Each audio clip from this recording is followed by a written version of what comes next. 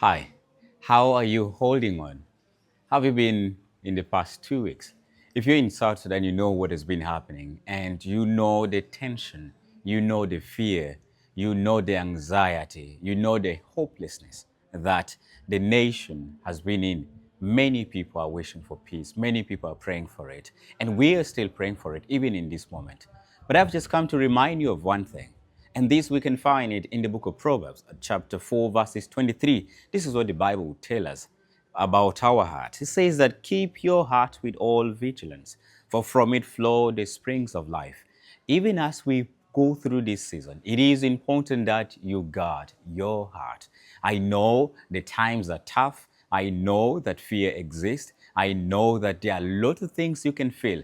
But one thing that even in this season, as this you can do for yourself and for those around you is to guard your heart against all these things that are pulling you. Why? Because out of your heart comes the issues of life.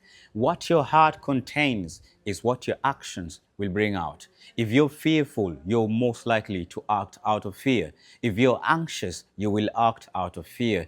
If you're hopeless, you will act out of the state in which your heart is in.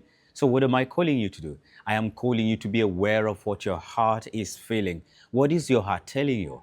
But also much more to remember some of the promises, to remember some of the instructions that we have of the Lord. The Bible will tell us that we have not received the spirit of fear, but we have received the spirit of sound mind.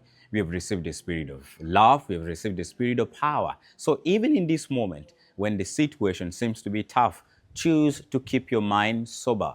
Keep your mind in a alert state. Consider what you're doing, but also love the neighbor that you have.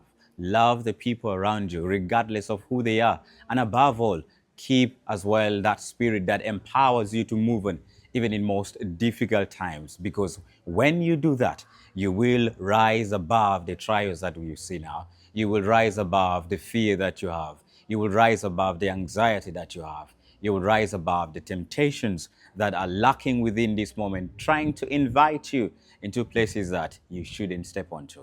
Guard your heart. Guard your heart.